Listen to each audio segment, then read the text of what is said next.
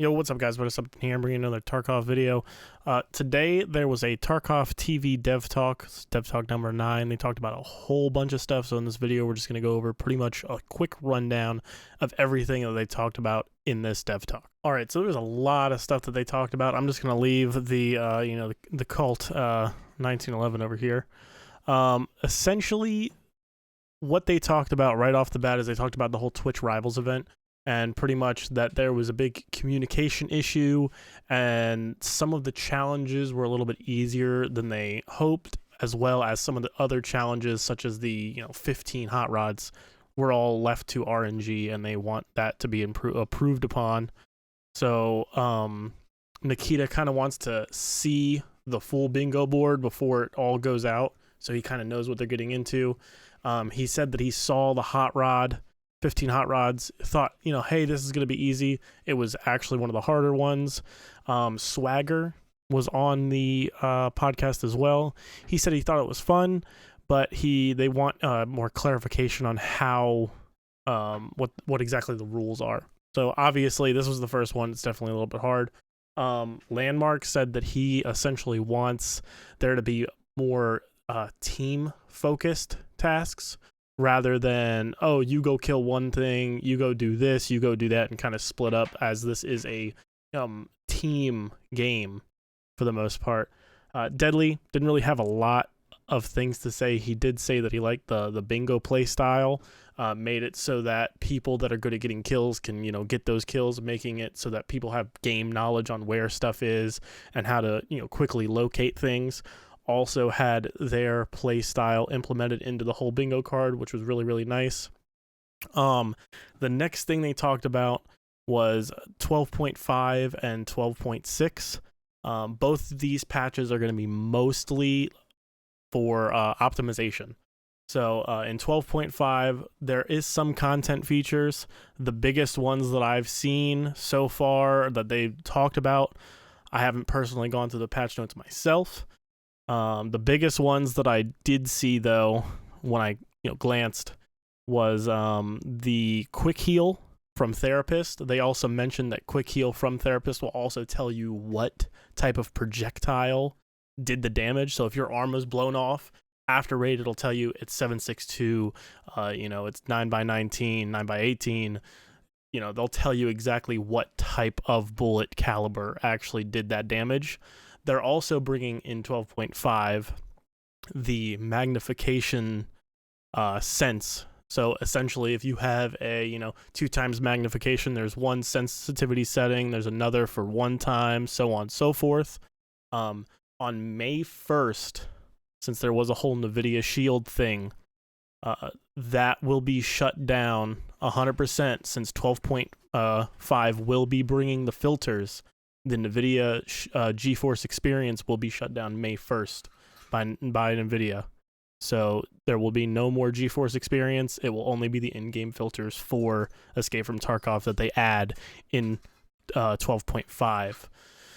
So also they said that they want the patch to come out early next week. At least that's what Nikita said. So I'm hoping, the 26th through the 1st, probably, of next month. The reason I say that is because usually they have a history of Tuesdays or Thursdays of really releasing these patches, which I have no problem with. That's pretty good. We're going to go ahead and move on to the 12.6 patch. So that is when the wipe is supposed to come. Soon, TM, Nikita, soon. They don't have any date for that. Speculation's kind of open right now, so people are thinking maybe June, July, honestly, but it is what it is. There will be pre-wipe events, as there usually are, but usually, Nikita wants to make sure that he confirms this so that people will stop asking him. With this wipe, they are going to attempt to make it so that you do not have to re-examine everything you already examined in the previous wipe. That will be great. You won't have to go to the flea market and look through all this stuff. That is just going to be a whole mess of middle clicking constantly.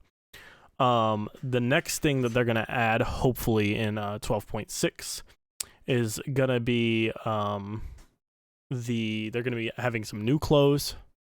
They also want to make it so that run-throughs do not allow you to sell stuff on the flea market, as well as the flea market will only be for items found in raid. So 12.6, remember, if it's not found in raid, you can't sell it on the flea market. And if you run through, so say you're a hatchling and you haven't killed anything, you haven't looted enough, you haven't stayed in long enough, you will not be able to sell that graphics card that you pulled from some spot that's randomly there. So you won't be able to sell that. So you might want to start bringing in a pistol or something. Also, they are working on dynamic spawns for 12.6.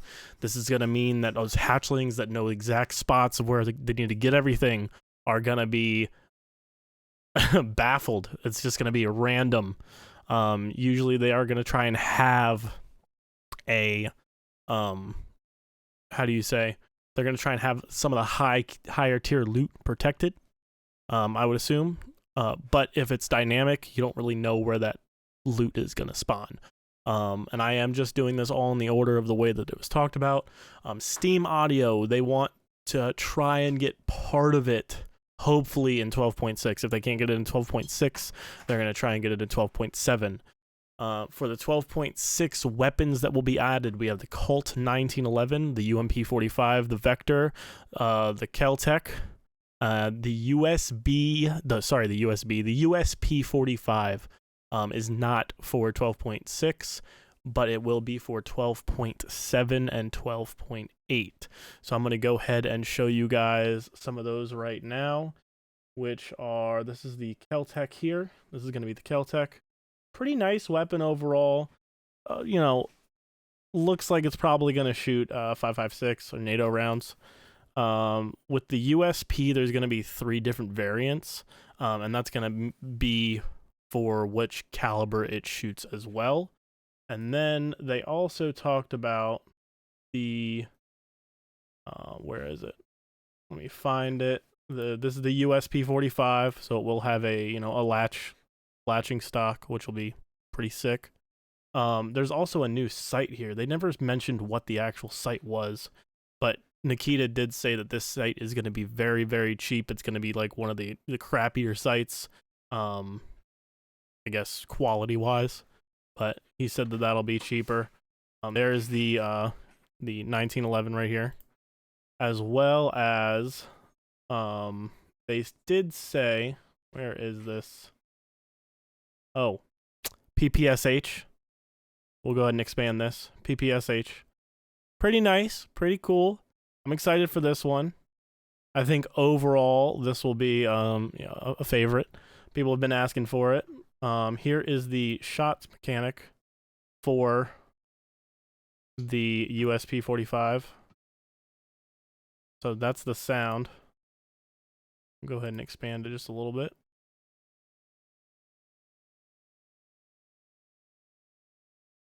Personally, I like the way that this thing sounds. Sounds really, really nice. Really beefy. So when somebody's shooting this, probably going to be something that I'm going to run to. They are talking about, they've added a lot of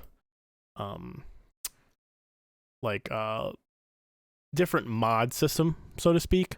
They're talking about triggers, so it's going to help with ergo, apparently. That's all that Nikita said about it. And they will be adding the .45 ammo, the I think it's ACP 45 ammo, for the UMP, the Vector, and I think the USP.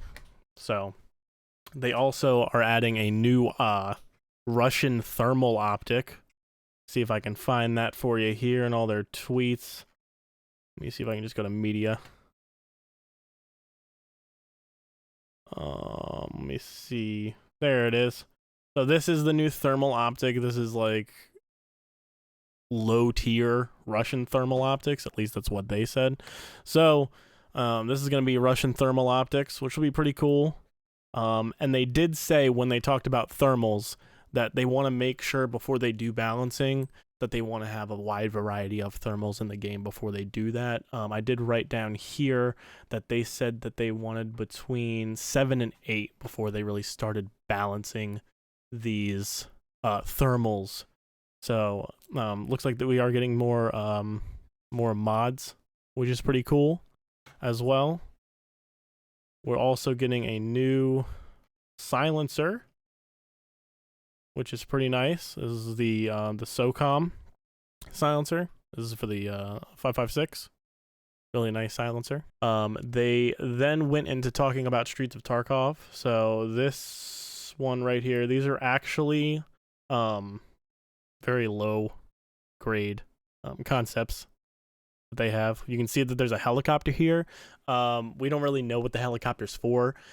There was a question asked if it's an extract with maybe flares or something like that, and Nikita kind of laughed about it. So I don't know. But they are working on this. This is a current project that they have. Nikita specifically said almost all their level design team is working on Streets of Tarkov. So that makes me think that Lighthouse and stuff like that are kind of getting final touches by maybe a smaller part of the team. So it's nice to hear. Nice to hear that they're doing this. This is another one.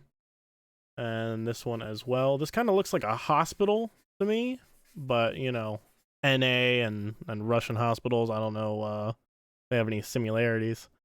But pretty cool. After that, they went ahead and talked about the new Shoreline boss. They did say that with this Shoreline boss, there will be new stems. So excuse me for not looking at the camera here. I'm, trying to get these stems. So there's one of these that's called Mule. Oh, this one right here. This they talked about later in the podcast. They said that this is going to be for people that want to be big boy weight. So when they go ahead and they're carrying all their shit and they just like want to try and have a whole bunch of stuff, that's going to be the one that you're going to want to have for big boy weight, essentially. This last one, apparently, I only read the chat. I haven't done the translation myself. You can totally do the translation yourself. This apparently translates to LSD. So I don't know how this is going to affect you. I don't know if this is going to make you see some weird shit while you're trying to get out of raid, but definitely is going to be something that is going to be fun. Maybe, just maybe, this has a link to the cultists. I doubt it, but you never know.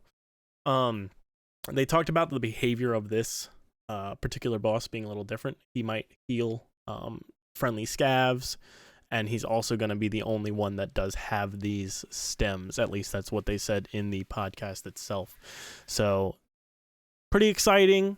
I'm hoping that there's not the only way to get these stems, because it's going to be kind of weird if it's, stem farming. But hey, if this is the only way to get it, I'm definitely going to go for that mule. And remember, you won't be able to sell anything if you get into a run through. So right now, say you go into a raid and someone's already killed the boss. They said in Russian it's senator. In Russian, they don't know what the English translation is. So I assume it's just the same thing. It's just senator. But I don't know. Could be judge. I don't know. But with that being said, remember, if someone's killed him and they didn't loot him, but you haven't gotten a kill and you haven't looted anything, and you take the stuff and get a run through, you can't sell any of it. So that means you got to keep it, use it. No problem with that. It's new stuff. You might want to sell it. You might want to keep it. You might want to use it, test it out. You got to know what it does, right? The next thing that they went into talking about is the expansion on customs. The expansion on customs, as you can see in the thumbnail, that's a piece of the expansion. But with this expansion, there are a lot of new kind of places. They did say that the old gas station and construction will now be connected, so you won't have such a massive pinch point of a map that makes it so you have to go to either dorms or the pretty much the open street. So this is just one of the pictures. This is the next picture here. This is not a rework of dorms. I think Deadly asked that. Maybe it was Deadly. But this is not a rework of dorms, although they are improving lighting, so on and so forth on dorms. This is not a rework of dorms or anything like that. This is a completely new location on customs. You can see that there's actually a path that leads into an underground, which is pretty cool. So there might be an underground on customs. Definitely like the verticality that they're adding to these maps. Definitely makes it for a little bit more interesting situation. I will say this is a very nice sniper perch. If any of these windows can be seen through, I will say that this will be a very good place to probably sit and do Shooter Born in Heaven. You can also see that there is an area for you to go down as well. Like I said, verticality, definitely big fan of that on most of these maps. Makes labs and reserve as well pretty fun experiences when you get into those close quarter engagements. This seems to be the other side of the room. You can still see that this is raised up, and then we still have that hole right here, so looks like it kind of leads out. He did speak of having some current buildings now being able to be accessed, and this is probably what would be inside some of those current buildings that we cannot access that actually connects. So I think the Warehouse 7 is what it's called, I think. I could be completely wrong on this. It's a scav extract on customs. I think that'll probably be able to be accessed now, as well as where the sniper scav sits on top of, and that'll probably be a go-through area. But that is just speculation on my side. Like I said, this is the silencer. That is planned for 12.6. The custom expansion is planned for 12.6. And I did not mention the scav boss, senator, or judge, or whatever it is. I know it's senator in Russian. Is scheduled for patch 12.7. So the next thing they went ahead and talked about was that PPSH. Talked about cheaters. Nikita pretty much said that they're banning anywhere from 1,500 to 2,000 cheaters a day. I feel like that's a little high. Personally, I don't feel like I run into a lot of that, but that's probably because I don't play a lot of labs. I'm a big sniper guy, so for me, like, reserve is my baby. Sorry, not sorry. If you're having issues with the map, like maybe you see through some stuff, anything like that, write a report. He begs you to write a report so that they can see the issue that you're having in any way, shape, and or form, and they can get that fixed as soon as possible. Swagger, which was one of the guys there, he said killing a gear guy and getting it out makes it hard, essentially. So what he's referring to is the weight system. The weight system was a big topic today. Pretty much a lot of the streamers are saying that after they get one kill on a geared guy, it's just harder for them to get out, and they don't really enjoy that. I think the biggest thing with that, personally for me, was that if you are having a hard time getting gear out from one dude, maybe you ditch something of yours. Maybe you do that. Maybe, you just kind of deal with that. Because Nikita said, realistically, how many of us are going to be carrying around 100 kilos of stuff and being able to run with that? It's not going to happen. 100 kilos, that's 200 pounds. Like, you're not running with that. Not going to happen. The next thing he kind of said is, for this, I know that one of the previous talks was they wish the streamers and and some players wish that the developer would tell you what they want. So they're not going to change the weight system. They want to see what the weight system holds for a very clean slated wipe, essentially.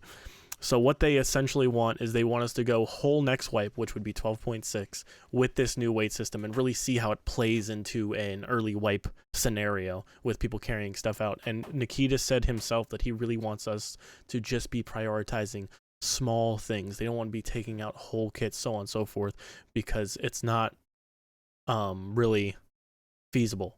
So Deadly Slobs pretty much said, I'm now prioritizing barter items, so on and so forth, and I'm taking attachments off of people weapons.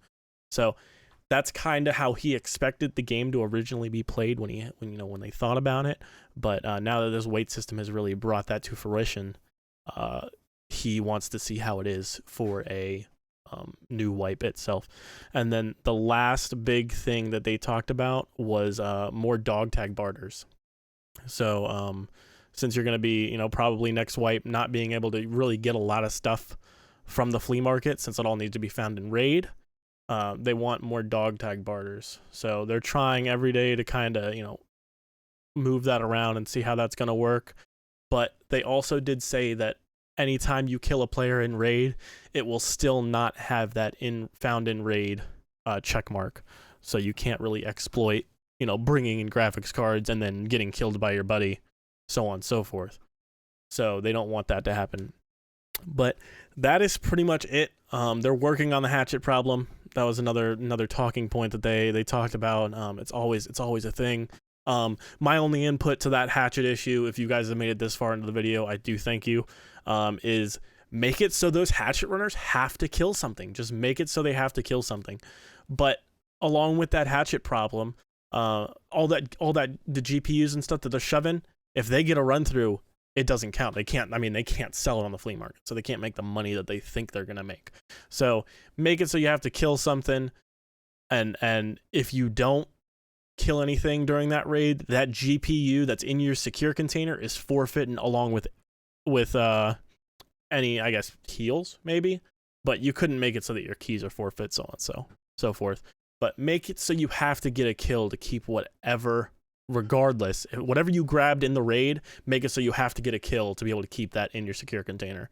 If not, make it so that when you die and you had a GPU and you didn't get a kill or any type of loot that you put in your gamma or your secure container, make it so other players can loot that off of you. So that's it. That's all I really want to say.